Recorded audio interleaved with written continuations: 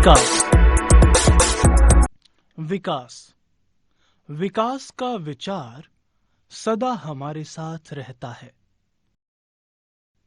हमारी इच्छा अपने जीवन को अच्छे ढंग से जीने की होती है। हमारी जरूरतें क्या हैं? हमारी जिंदगी बेहतर किस प्रकार हो सकती है और समाज में समानता किस प्रकार आ सकती है? विकास इन सभी प्रश्नों का हल ढूंढने के लिए सतत प्रयत्नशील रहता है। ये एक जटिल सबक है और ये पाठ विकास को समझने की शुरुआत है। विकास का संबंध राजनीति विज्ञान से भी है, क्योंकि लोकतांत्रिक व्यवस्था के बिना विकास की कल्पना करना बेमानी है। विकास की अवधारणा अलग अलग लोगों के लिए अलग होती है। एक ग्रामीण भूमिहीन मजदूर के लिए विकास का अर्थ अधिक कार्य दिवस और बेहतर मजदूरी है। इन मजदूरों के लिए गांव में एक स्कूल का होना जिसमें उनके बच्चे पढ़ सकें, विकास का एक रूप है। एक अधिक समृद्ध किसान के लिए उसके फसल की अधिक कीमत एवं उसके परिवार की आमदनी में बढ़ोतरी ही विकास है।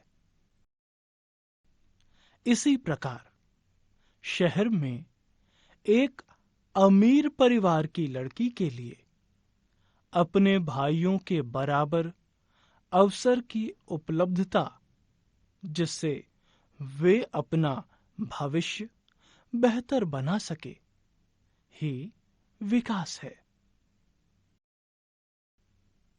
हम देखते हैं कि समाज में हर वर्ग के लिए विकास का अलग अलग अर्थ है।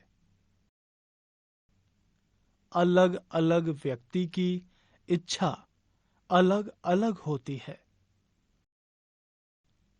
वास्तव में एक समय में दो व्यक्ति या समूह ऐसी चीजें चाहते हैं जिससे संघर्ष हो सकता है। इसे समझने के लिए इस उदाहरण पर ध्यान दें। एक लड़की अपने भाई के बराबर अवसर एवं स्वतंत्रता चाहती है एवं उससे घर के कामों में भी भागीदारी चाहती है। उसके भाई को शायद यह पसंद न हो। उसी प्रकार एक उद्योगपति अधिक बिजली प्राप्त करने के लिए अधिक से अधिक नदियों पर बांध का निर्माण चाहता है, लेकिन इस निर्माण से वैसे लोगों का जीवन प्रभावित होता है जिनकी जमीन बांध बनने के बाद नदियों के पानी में डूब जाती है। वैसे लोग इस बड़े बांध को रोकना चाहते हैं एवं छोटे छोटे बांध का निर्माण करवाना चाहते हैं, जिससे उनके खेतों की सिंचाई हो सके। इस प्रकार हम देखते हैं कि अलग अलग लोगों के लिए विकास के लक्ष्य अलग हो सकते हैं। एक के लिए जो विकास है वह दूसरों के लिए विकास न होकर विनाश भी हो सकता है। इस प्रकार हम देखते हैं कि लोगों की सामान्य इच्छाएं होती हैं। लगातार काम मिलना, अच्छी मजदूरी मिलना, उनकी फसलों एवं अन्य उत्पादों की अच्छी कीमत मिलना। दूसरे शब्दों में हम कह सकते हैं कि लोग अंततः अच्छी आय चाहते हैं। अधिक आमदनी के अलावा व्यक्ति स्वतंत्रता, सुरक्षा, समान व्यवहार और दूसरों से आदर की भी इच्छा रखता है। कभी-कभी ये इच्छाएं व्यक्ति की आर्थिक इच्छा से अधिक महत्वपूर्ण होती हैं। अर्थ एवं भौतिक वस्तुओं पर हमारा जीवन निर्भर होता है, परंतु जीवन जीने के लिए ऊपर वर्णित अभौतिक वस्तुएं भी आवश्यक हैं। व्यक्ति के जीवन में ऐसी बहुत चीजें हैं जो प्रत्यक्ष रूप से उसके विकास में सहायता प्रदान करती हैं। इसका सर्वोत्तम उदाहरण है मित्रता, जो व्यक्ति के विकास में एक महत्वपूर्ण भूमिका अदा करती है। इसे एक दूसरे उदाहरण के द्वारा समझा जा सकता है।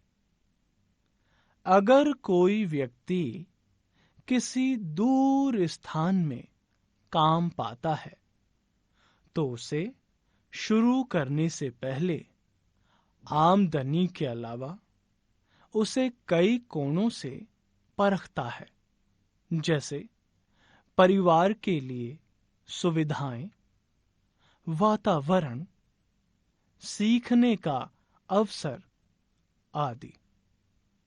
अगर किसी काम में आय कम हो परंतु रोजगार की निरंतरता रहे, तो हम वहां अपने आप को सुरक्षित समझते हैं। लेकिन अधिक वेतन मिलने के बाद भी अगर रोजगार की निरंतरता नहीं रहे एवं परिवार के लिए हम समय नहीं निकाल पाते हैं, तो इससे हमारी सुरक्षा की भावना कमजोर होती है। हमें रोजगार के साथ साथ बहुत सारी बातों का ध्यान रखना होता है। इसी प्रकार विकास का भी मिश्रित उद्देश्य होता है। यह सत्य है कि नौकरी पेशा महिलाओं की प्रतिष्ठा घर में और समाज में बढ़ जाती है। यह भी सत्य है कि जब महिलाओं का आदर बढ़ता है, तो घर में एवं समाज में निर्णय लेने की प्रक्रिया में भी उनकी भागीदारी बढ़ती है। एक सुरक्षित वातावरण महिलाओं को घर के बाहर नौकरी एवं व्यवसाय दोनों के लिए लाभदायक होगा। अतः एक महिला के लिए विकास का अर्थ अच्छी आय के साथ एक सुरक्षित वातावरण भी है, जिसमें वे सही ढंग से कार्य कर सके। राष्ट्रीय विकास जिस प्रकार व्यक्ति विशेष के लिए विकास का उद्देश्य अलग अलग होता है, उसी प्रकार राष्ट्रीय विकास के बारे में उनके विचार भी अलग अलग होते हैं। अगर कक्षा में विद्यार्थियों के बीच में भारत के विकास के बारे में चर्चा करवाई जाए, तो अलग अलग विद्यार्थी इसके बारे में अपना अलग अलग मत देंगे। ये बातें ध्यान देने योग्य हैं कि अलग अलग व्यक्ति के विचार देश के विकास के लिए अलग अलग होते हैं। क्या सभी के विचारों का महत्व बराबर है, या अगर इसमें विवाद है तो कौन सा विचार अधिक महत्वपूर्ण है? राष्ट्रीय विकास पर विचार करते समय हमें अधिकतम आबादी को ध्यान में रखना होगा एवं वही निर्णय या विचार बेहतर होगा जो अधिक से अधिक लोगों को लाभ पहुंचाता हो। अब ये प्रश्न उठता है कि अगर विकास का अर्थ अलग अलग होता है तो किस प्रकार कोई देश विकसित या अविकसित कहलाता है? अगर हम अलग अलग क्षेत्रों में विभिन्न देशों की तुलना करेंगे तो उनके बीच कुछ चीजों में समानताएं होंगी तो कुछ चीजों में असमानताएं। फिर उनके बीच तुलना कैसे की जाए, इसे हम एक उदाहरण के द्वारा समझ सकते हैं। किसी कक्षा के विद्यार्थियों के बीच अगर तुलना करनी हो तो उसका आधार क्या होगा? कक्षा में सभी विद्यार्थी अपनी ऊंचाई, स्वास्थ्य, प्रतिभा एवं अभिरुचि में अलग अलग होंगे।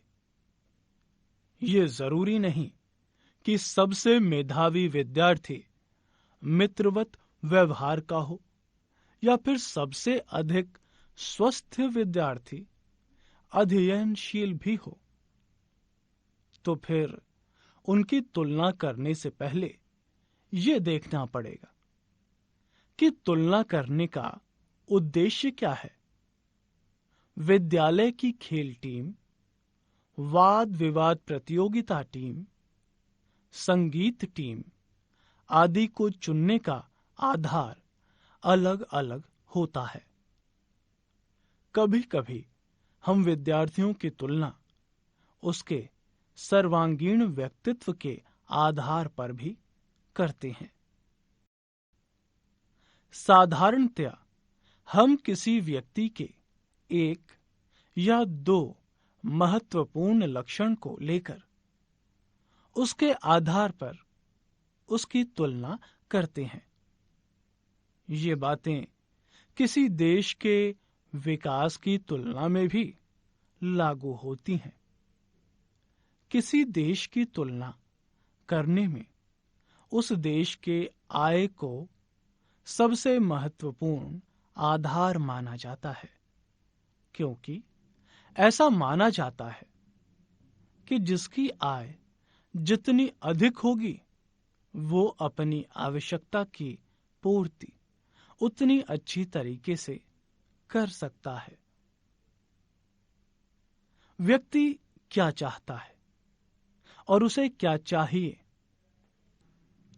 वह अपनी आय के बल पर उन चीजों को प्राप्त कर सकता है।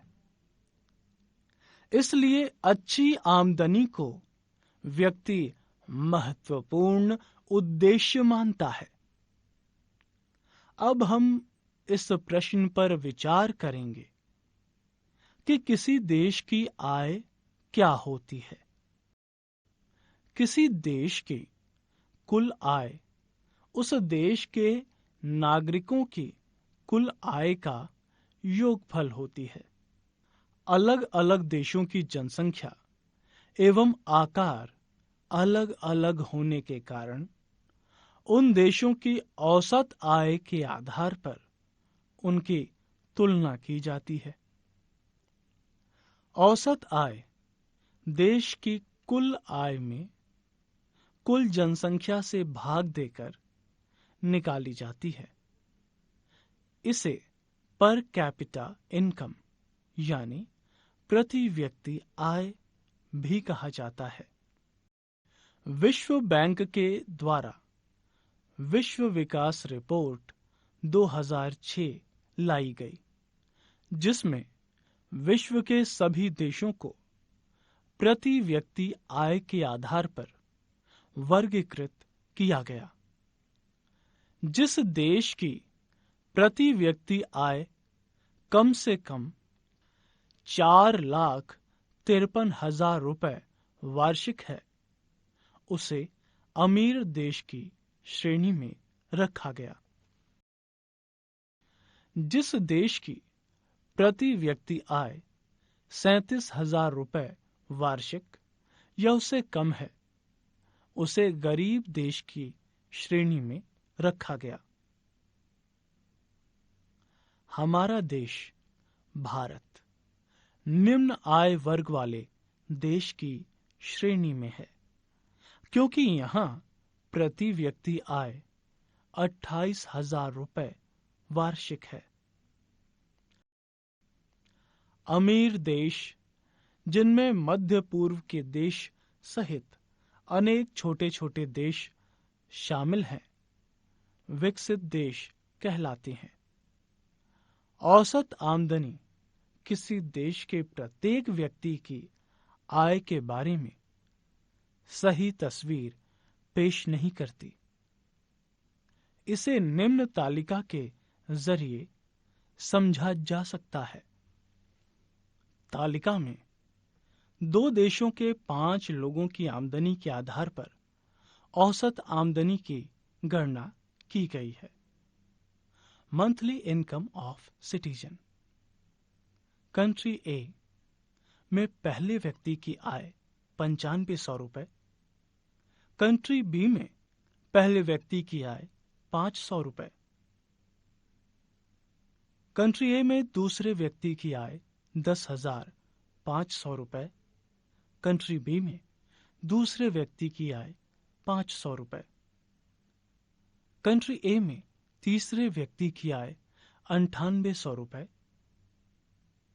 कंट्री बी में तीसरे व्यक्ति की आय 500 रुपए, कंट्री ए में चौथे व्यक्ति की आय 10,000 रुपए, कंट्री बी में चौथे व्यक्ति की आय 500 रुपए, कंट्री ए में पांचवें व्यक्ति की आय 10,200 रुपए, कंट्री बी में पांचवें व्यक्ति की आय 48,000 रुपए, कंट्री ए की औसत आय 10,000 रुपए और कंट्री बी की औसत आय 10,000 रुपए। ए देश के नागरिकों की औसत आय 10,000 रुपए प्रति माह है एवं उसके सभी नागरिकों के आय में लगभग समानता है। बी देश के नागरिकों की औसत आय भी 10,000 रुपए प्रति माह है, लेकिन उसके 4 नागरिकों की आमदनी बहुत कम है और पांचवें की बहुत अधिक। अतः औसत आय हमें ये नहीं बताती कि किसी देश के नागरिकों के बीच आय का एक समान बंटवारा है या नहीं।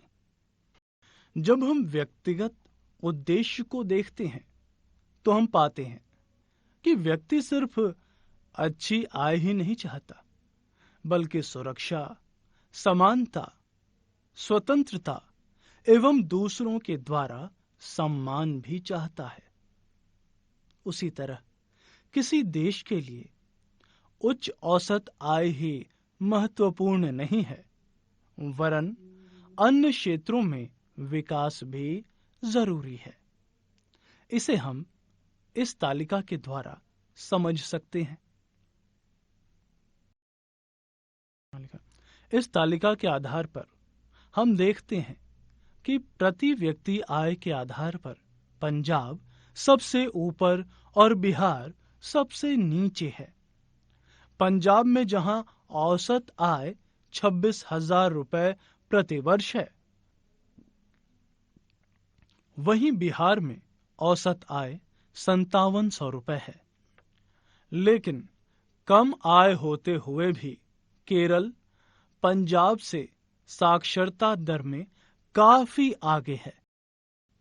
उसी प्रकार शिशु मृत्यु दर को अगर आधार माना जाए तो केरल अधिक अच्छी स्थिति में है, क्योंकि जहां पंजाब में शिशु मृत्यु दर 49/1000 है, वहीं केरल में केवल 11/1000 है।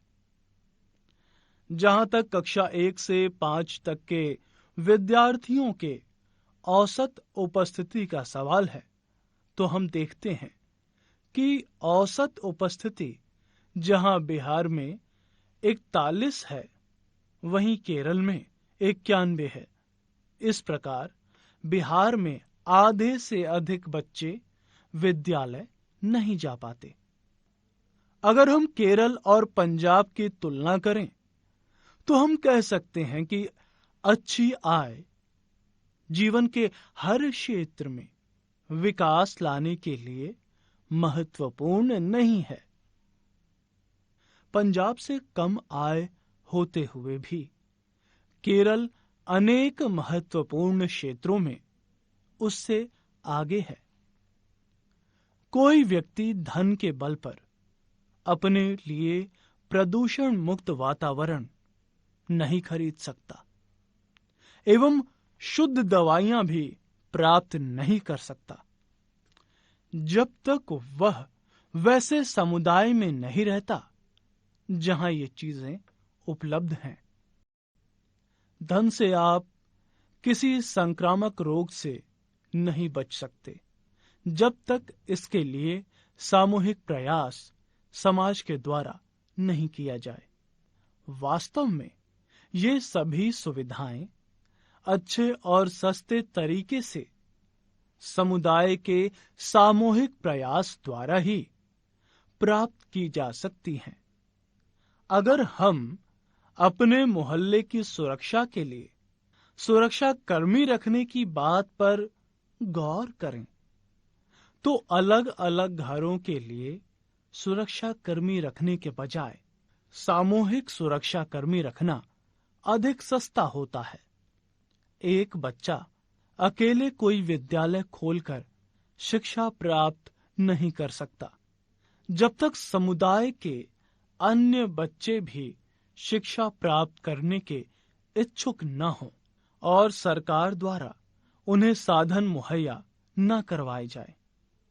हमारे देश में अनेक ऐसे क्षेत्र हैं जहां लड़कियां अभी भी माध्यमिक स्तर तक शिक्षा प्राप्त नहीं कर पाती हैं, क्योंकि सरकार एवं समुदाय पर्याप्त सुविधाएं उपलब्ध नहीं करवा पाते। हमने देखा है कि केरल में शिशु मृत्यु दर काफी कम है। इसका कारण यह है कि वहां शिक्षा और स्वास्थ्य की पर्याप्त आधारभूत सुविधाएं उपलब्ध हैं। उसी प्रकार अनेक राज्यों में सार्वजनिक वितरण प्रणाली की अच्छी व्यवस्था है। अगर किसी राज्य में सार्वजनिक वितरण प्रणाली सही प्रकार से कार्यरत नहीं है तो वहां लोगों को उसमें सुधार करने की मांग करना चाहिए, क्योंकि अच्छी वितरण प्रणाली से लोगों के स्वास्थ्य एवं पौष्टिक आहार की समस्या दूर होगी। मानव विकास रिपोर्ट। मानव विकास रिपोर्ट UNDP के द्वारा जारी की गई इस रिपोर्ट में विभिन्न देशों की तुलना वहां के लोगों के शैक्षणिक स्तर, स्वास्थ्य और प्रति व्यक्ति आय के आधार पर की गई। भारत एवं उसके कुछ पड़ोसी देशों से संबंधित आंकड़े का अध्ययन इस तालिका से किया जा सकता है। इस तालिका में हम देखते हैं कि एक छोटे से देश श्रीलंका का मानव स्तर भारत से काफी आगे है। इस तालिका में हम ये भी देखते हैं कि नेपाल की प्रति व्यक्ति आय भारत से लगभग आधी है, लेकिन जीवन प्रत्याशा के मामले में वो भारत से अधिक पीछे नहीं है। साक्षरता दर में श्रीलंका और म्यांमार भारत से काफी आगे हैं, जबकि म्यांमार की प्रति व्यक्ति आय भारत से काफी कम है। मानव विकास सूचकांक के लिए बहुत से उपाय सुझाए गए। इसमें बहुत से नए घटक जोड़े गए। अंततः यह स्पष्ट कर दी गई कि विकास जरूरी है। जब इस मानक पर विकास को परिभाषित किया जाता है, तो कुछ देश विकसित देश की श्रेणी में आते हैं। हम विकास के इस स्तर को बढ़ाना चाहते हैं, या फिर कम से कम अपनी आने वाली पीढ़ी के लिए विकास के इस स्तर को बनाए रखना चाहते हैं। जबकि 20वीं शताब्दी के मध्य में अनेक वैज्ञानिकों ने चेतावनी दी कि विकास का वर्तमान प्रतिमान एवं स्तर स्थायी नहीं है। विकास का अंतर संबंध प्रकृति में पाए जाने वाले संसाधनों से भी होता है। भूमि के नीचे पाया जाने वाला जल एक नवीकरणीय संसाधन है। यह संसाधन प्रकृति द्वारा मानव को प्राप्त हुआ है, जो सभी जीवों एवं पेड़ पौधों के जीवन के लिए जरूरी है। एक सर्वेक्षण से पता चलता है कि हमारे देश के अनेक भागों में भौम जल का स्तर अत्यधिक उपयोग होने के कारण काफी नीचे चला गया है। लगभग 300 जिलों में ये जल स्तर 20 वर्षों में 4 मीटर तक नीचे चला गया है। पूरे विश्व में लगभग 1/3 देश भूमि के नीचे पाए जाने वाले जल का अति उपयोग करते हैं। आने वाले 25 वर्षों में लगभग 60% देश इस जल का अति उपयोग करेंगे। भारत में भौम जल का अत्यधिक उपयोग कृषि संपन्न राज्यों जैसे पंजाब, पश्चिमी उत्तर प्रदेश एवं दक्षिणी मध्य भारत, कुछ तटीय क्षेत्र एवं तेजी से पनप रहे नए शहरी क्षेत्रों में अधिक किया जाता है। प्रकृति में पाए जाने वाले अनवीकरणीय संसाधन का भी तेजी से क्षय हो रहा है। इन संसाधनों में पेट्रोलियम प्रमुख संसाधन है, जिसका तेजी से क्षय हो रहा है।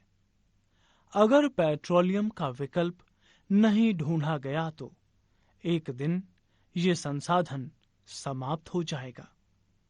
नीचे की तालिका में पेट्रोलियम की वर्तमान मात्रा एवं कितने समय तक ये चल सकता है, इसके बारे में बताया गया है। देश या क्षेत्र मध्य पूर्व पेट्रोलियम की सुरक्षित मात्रा बिलियन टन में 89 कितने वर्ष तक चलेगा? 93 वर्ष तक चलेगा। अमेरिका में पेट्रोलियम की सुरक्षित मात्रा 4 बिलियन टन, जो 10 वर्ष तक चलेगा। पूरे विश्व में पेट्रोलियम की सुरक्षित मात्रा 137 बिलियन टन, जो 43 वर्षों तक चल सकता है। पर्यावरण का लगातार विनाश किसी राज्य या देश की सीमा का ख्याल नहीं करता। यह किसी खास देश या राज्य को विनाश के कगार पर नहीं पहुंचाएगा, वरन पूरे विश्व का भविष्य इसके साथ जुड़ा है। सतत विकास की होड़ ने सभी वैज्ञानिकों, अर्थशास्त्रियों, दार्शनिकों एवं अन्य समाज विज्ञानियों को एक साथ काम करने के लिए एक नया क्षेत्र एवं अवसर उपलब्ध करवाया है। सामान्यतः विकास या उन्नति लगातार चलने वाली प्रक्रिया है, परंतु समाज का एक सदस्य होने के नाते और एक व्यक्ति के रूप में भी हमें यह सोचना है कि हम कहां जाना चाहते हैं एवं हमारा लक्ष्य क्या है। इसलिए विकास पर यह वाद विवाद लगातार जारी रहेगा।